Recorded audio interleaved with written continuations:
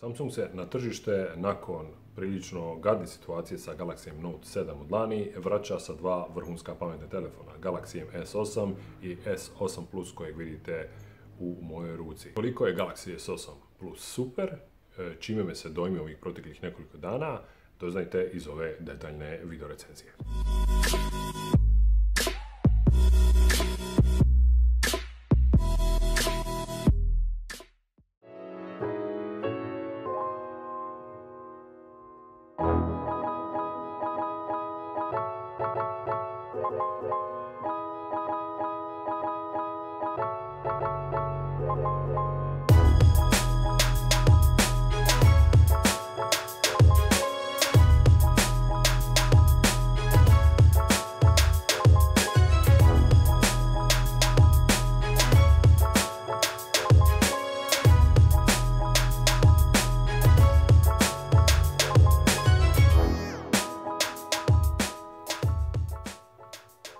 Galaxy S8 Plus i manji mu brat treća su generacija Samsungovih Galaxy S modela sa zakrivljenim zaslonima. Ove godine taj dizajn doživljava svojevrstan vrhunac i ta nekakva evolucija u dizajnu vidljiva je itekako.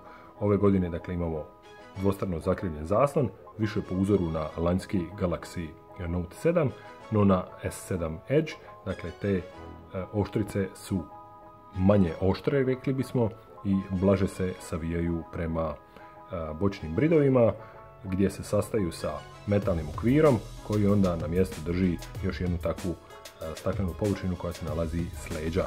Obje staklene površine prekrivene su obje staklene površine zaštićene su Gorilla Glass 5 zaštitom.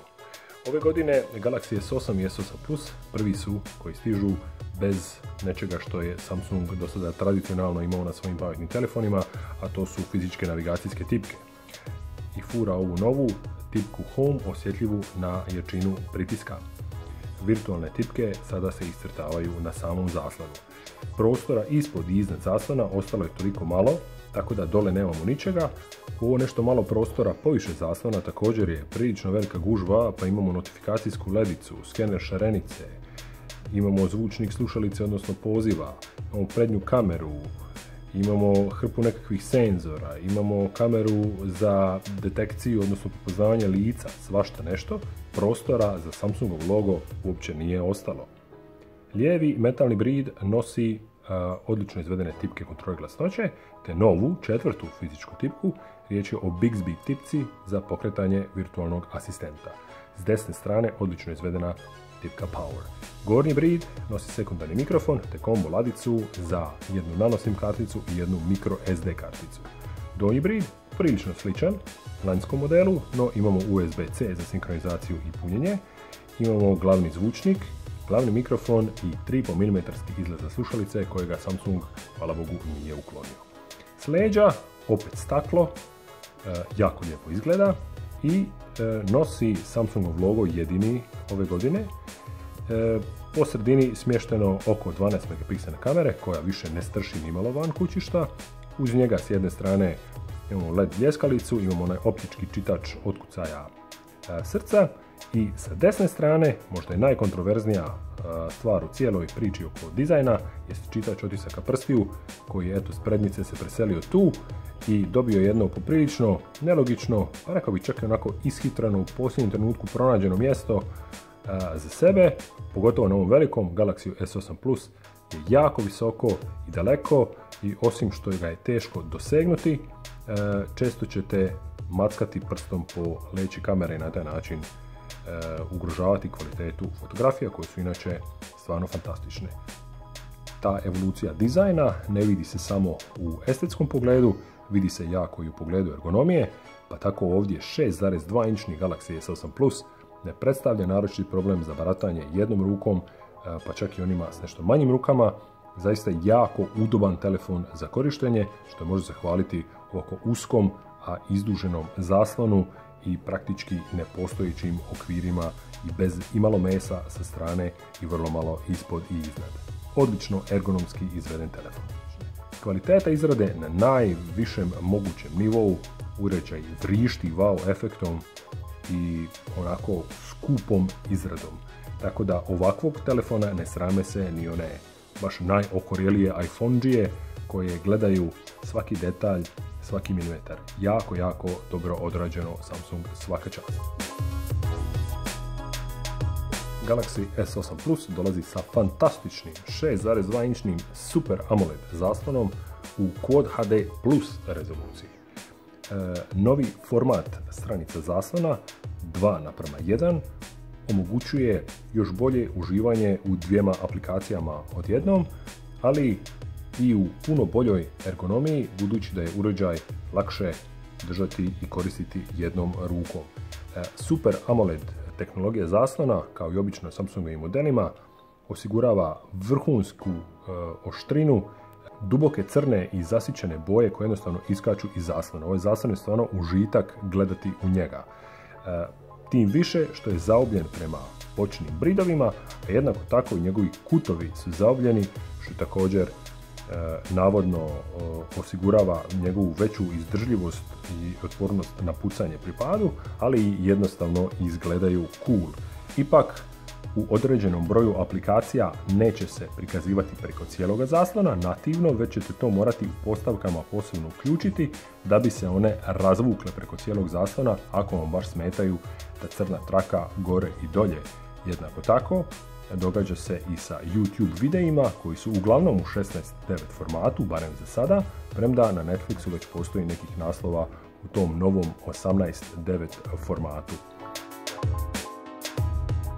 Galaxy S8 Plus, a tako i sam S8, budući da imaju iste kamere, dolazi s vrhunskim kamerama. Na leđima imamo opet 12 megapikselnu kameru koja se na prvu doimlje identičnom onoj na lanjskim Galaxy S7 i S7 Edge, međutim nije, riječ je o novom senzoru. Samsung inače ugrađuje dva 12 megapikselna senzora, jedan Sonyjev i jedan vlastiti Samsungov. Ovaj Samsungov je upravo u ovom modelu, no vidjet ćete kako neke razlike u kvaliteti fotografije i video zapisa između njih ne bi smjelo biti. Kamera i dalje optički stabilizirana, barata onim dual pixel super brzim, najbržim autofokusom na tržištu i kamera inače ima otvor blende najveći na tržištu, a to je f1.7. Zaista pruža vrhunske rezultate.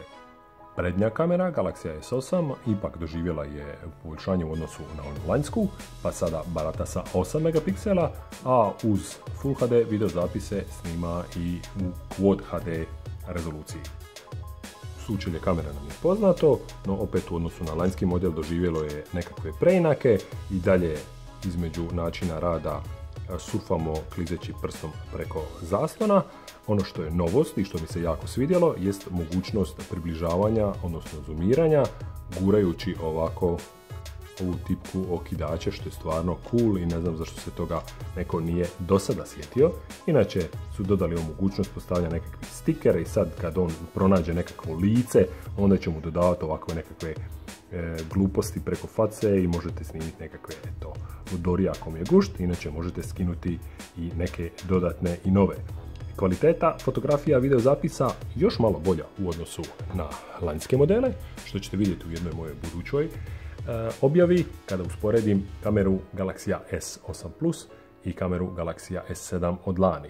Dakle, opet možete računati na vrhunsku kvalitetu fotografija i video zapisa u praktički svim uvjetima snimanja i ove će godine stvarno teško biti nadmašiti Samsungove kamere. Vidjet ćemo što će nam donijeti LG G6 i HTC U11, a naravno i Xperia XZ Premium koja također treba stići na tržište.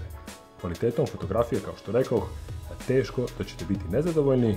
Provjerite i sami iz ove galerije koja se vrti u pozadini i nekoliko video zapisa koji će uslijediti nakon njih.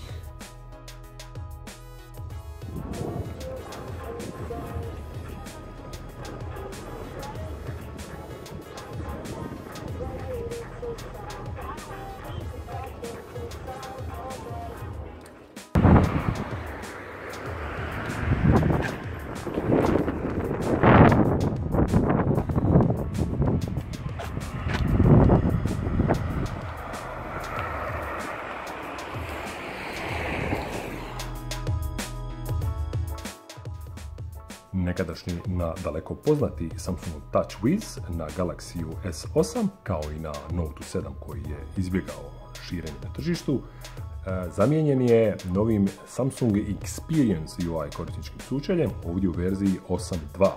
Sliči na TouchWiz podosta, no imamo nekakve nove fontove, novi izgled ikonica i nekakva druga poboljšanja.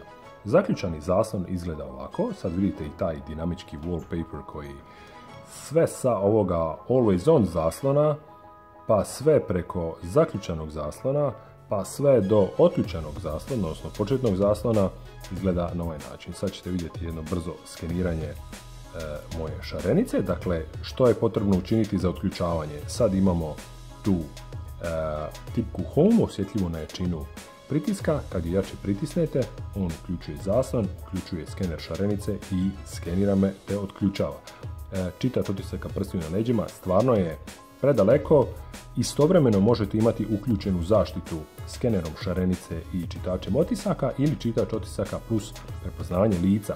Prepoznavanje lica naravno funkcionira dosta dobro dok su idealni uvjeti, odnosno ima jako puno svjetla. U mračnim uvjetima čitač, odnosno skener šarenice bolja je opcija, a za zadnju stvar imate čitač otisaka prstiju gdje ćete onda morati rastegnuti prst i dohvatiti ga ili u konačnici jednostavno ukucati pin. Početni zaslon sad izgleda nešto malo drugačije, budući da zadano nema ladice s aplikacijama, točnije ima je, ali nema prečaca za nju.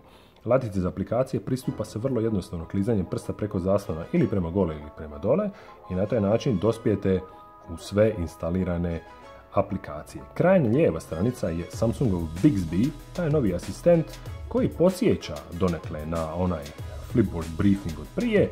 On nudi razne kartice, podsjetnike, vremensku prognozu, prečace, neke aplikacije, vijesti i slične stvari.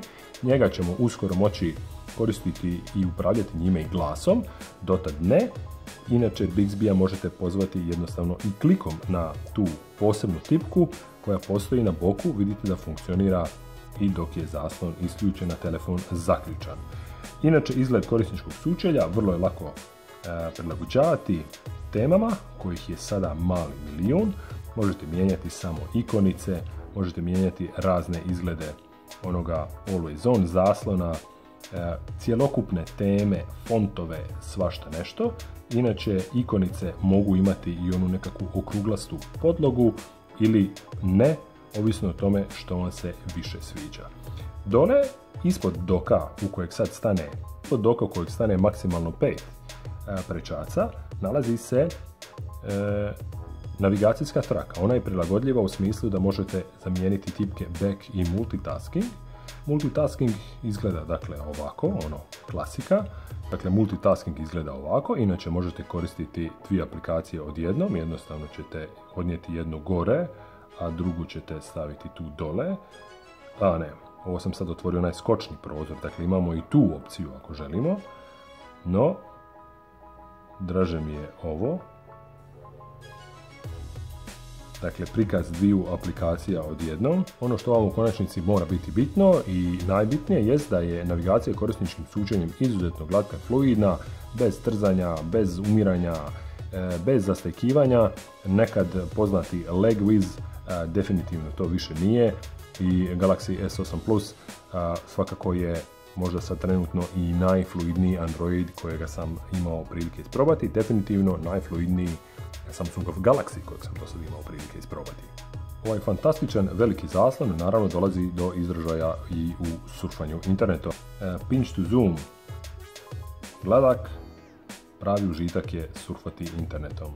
Inače, Samsungova tipkovnica također odlična, prilagodljiva, možemo mijenjati visinu, postavke, tipki, svašta nešto.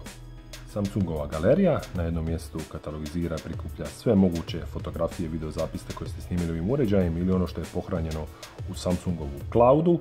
YouTube naravno vrti i u Quad HD rezoluciji, na ovom lijepom zaslonu izgledaju fantastično. Ovo je sad ta priča gdje imate sa strane dvije tamne crte, jer ovo prikazuje u formatu 16:9, no klikom tu dobit ćete razvlačenje, vidite, izgubite nešto malo gore i dole, no i dalje to izgleda stvarno jako lijepo. Malo i zvuka.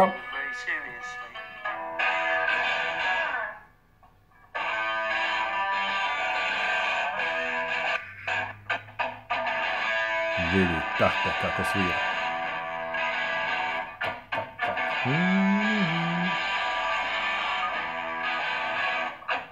Što se pak predinstaliranih aplikacija tiče, tu su sve one standardne Googleove koje moraju biti instalirane, također Microsoftove, a Samsungov Plotun je tu također prilično bogat. Imamo S-Health koji onda vodi računa o vašem zdravlju, računa kalorije, broj korake, svašta nešto. Kroz aplikaciju Galaxy Apps poskidat ćete dodatne Samsungove aplikacije. Imate moje datoteke, Samsung Gear, Smart Switch za prelaženje s nekog drugog telefona na Samsungov Galaxy, Samsung Connect i slične stvari, a u postavkama imamo jednu opciju održavanja uređaja koja onda svako malo može počistiti RAM, optimizirati memoriju, rad, voditi računa o bateriji i sl. Za gamere cool je i Samsungov Game Launcher, aplikacija koja na jednom mjestu prikuplja sve vaše igrice, tu ih možete pokretati, uz pomoć tog alata možete snimati svoj gameplay, podijeliti ga s drugima, možete kontrolirati performanse telefona i svašta nešto. Galaxy S8 Plus bit će vam super i kao gaming mašina. Bilo da igrate nekakvu ovakvu bedastu igricu poput Super Mario Runa, koju također u postavkama možete, kao što vidite, proširiti i preko cijelog zaslona. A naravno ništa manje lijepo i ništa manje uzbudljivo, nećemo biti igrati ni neku drugu zahtjevnu igricu poput Real Racinga 3, koju vidite ovdje, također glatko i fluidno. Premda je to u konačnici apsolutno nebitno, na Antutu benchmark testu Galaxy S8 Plus postiže negdje preko 170.000 bodova. Inače, Galaxy S8 Plus pokreće njihov novi 10 nanometarski Exynos 8895 sa 8 jezgri koje su podijeljene u dvije skupine. Jedna sadrži 4 Cortex A53 jezgre takta 1,7 GHz, dok su druge Samsungove M1 jezgre 2,35 i one su zadužene za one zahtjevnije zadaće. Unutra je i novi mali G71 grafički koprocesor koji također osigurava da grafičke performanse budu na visini zadatka. Iz Samsunga su bili posve uvjereni da će 4 GB RAM-a biti posve dovoljno i jest. 64 GB interne memorije proširivo je microSD karticama, a ništa manje važno nije ni činjenica da su unutra tu internu memoriju zapravo ugradili novu UFS 2.1 memoriju koja je brža od onih planskih i to će definitivno pozitivno blagotvorno djelovati na performanse uređaja općenito. Dakle, performansama ćete biti zadovoljni bilo da ste totalni bijednik ili nekakav, ajme meni, vrlo zahtjevni tip ili djevojka. Kvaliteta poziva i telefonije na najvišem mogućem nivou.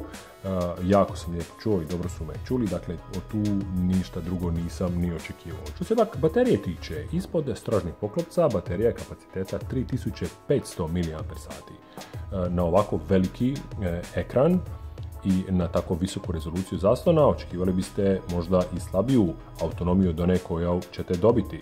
S obzirom na ultra štedljivi 10 nanometarski čip unutra i sve moguće sisteme optimizacije te rezoluciju postavljenu na Full HD kvalitetu, definitivno ne biste smjeli biti razočarani autonomijom. Ona će vam izgurati od jutra do navečer, a sad ovisno o tome kako ćete ju koristiti, vidjet ćete koliko ćete izvući. Podržano je bežično i brzo punjenje, što je još jedan adut u portfelju aduta Galaxy S8 Plus. Galaxy S8 Plus navodno po trenutnim analizama čak prikazuje i jaču potražnju no manji model, a nije ni čudo budući da nudi jako velik zaslon u i dalje prilično kompaktnim gabaritima kojima mogu vladati i oni s manjim rukama.